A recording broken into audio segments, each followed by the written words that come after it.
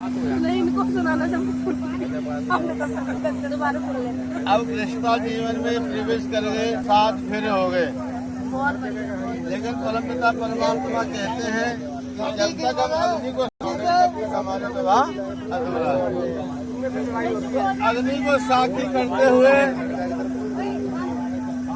लड़की कहती है कि मैं अपने मायके के अंगने में, माँ बाप के अंगने में पैदा हुई, उन्होंने मुझे पाला पढ़ाया, मैं सियानी हो गई और अब मैं पति के अंगने में जाने की तैयारी करती हूँ। लेकिन जाने से पहले मेरे 7 वचन हैं। वो वचन अगर आप मान्य करते हो तो मैं आपके बाएं अंग आऊंगी। तो पहला वचन मांगती है,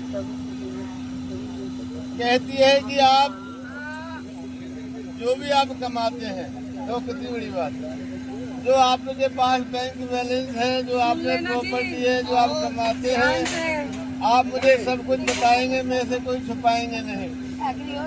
मंजूर है? क्या बोले? क्या? Once more. हाँ, नींद में है अभी। मैं आपके बाएं अंग तभी आऊंगी जब आप मेरे से जीवन में, क्योंकि मैं आपकी सहयोगी बनने जा रही हूँ, आपकी धर्म पत्नी के रूप में मैं होने जा रही हूँ। आपको मेरे 7 वचन मानने पड़ेंगे। तो आप तैयार हैं? तो पहला वचन है कि जो आप कमाते हैं या आपके पास में जो भी बैंक बैलेंस है, जो भी प्रॉपर्टी है, आप मेरे से कोई बात छुपाएंगे नहीं। मंजूर है? थोड़ा सा मंजूर है। कोई बताता ही नहीं सच्चाई बात तो। दूसरा वचन कहती है कि जिस प्रकार से मैं आपके घर वालों का स्वागत करती हूँ, सम्मान करती हूँ, यदि कोई मेरे मायके से कोई भी रिश्तेदार आ जाए तो आप उसी प्रकार से जो है सम्मान करता, जैसे कि आप अपने रिश्तेदारों का सम्मान करते हैं। मंजूर है? ऐसे आप करो। हाँ। तीसरा वचन, लड़की कहती है कि मैं यदि कोई व्रत करूं, मंदिर जाऊं, किसी यात्रा पे जाऊं और रास्ते में मेरी कोई सहेली मिल जाए या कोई मेरा रिश्तेदार मिल जाए तो आप शक नहीं करोगे। आप पहले मेरे से पूछोगे ये कौन है, क्या है, लेकिन बिना पूछे कोई कलेश नहीं करोगे।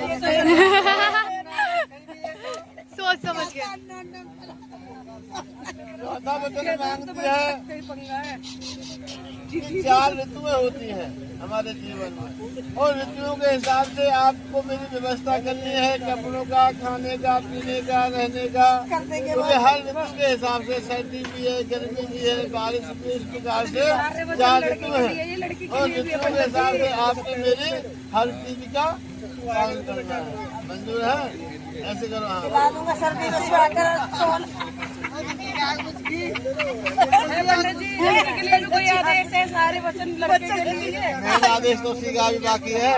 वही तो। नहीं, वो काम हो गया। आप सिर्फ बच्चों का ध्यान करना, आपका काम हो गया।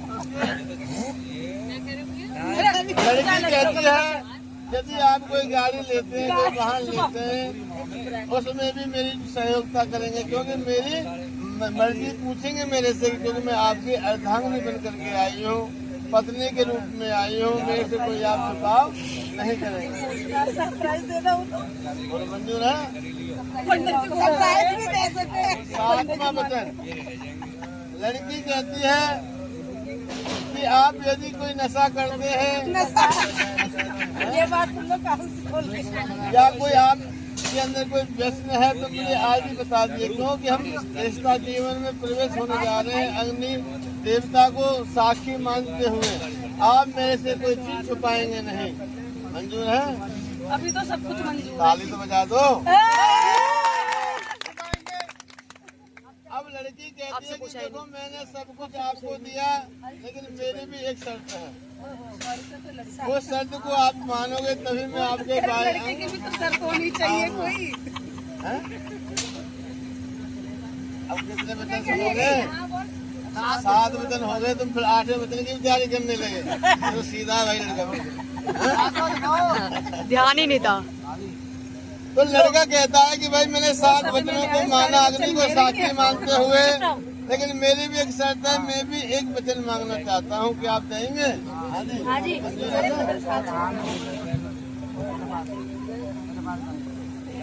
कि जिस प्रकार से आप अपने मायके वालों को जो सम्मान देते हैं, उनके प्रकार नाश्ता पानी खाना पीना हर व्यवस्था रखते हैं, उसी प्रकार से आप मेरे परिवार का भी ख्याल रखेंगे। क्यों कि जो आप माँ बाप को छोड़ करके जा रहे हैं, जो आपके सास ससुर जीवन में मिलेंगे वही माँ बाप कहलाए जाते हैं।